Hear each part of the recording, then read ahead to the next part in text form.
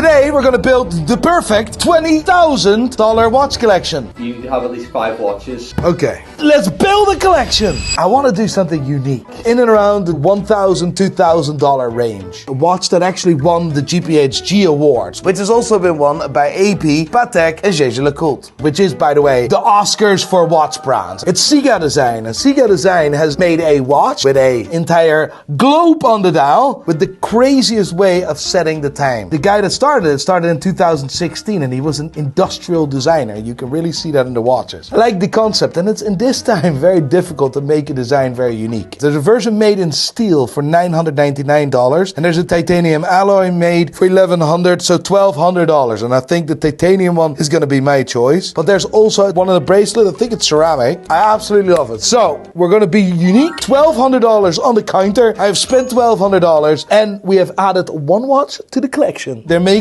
some moves. Honestly, CIGA Design is making some moves.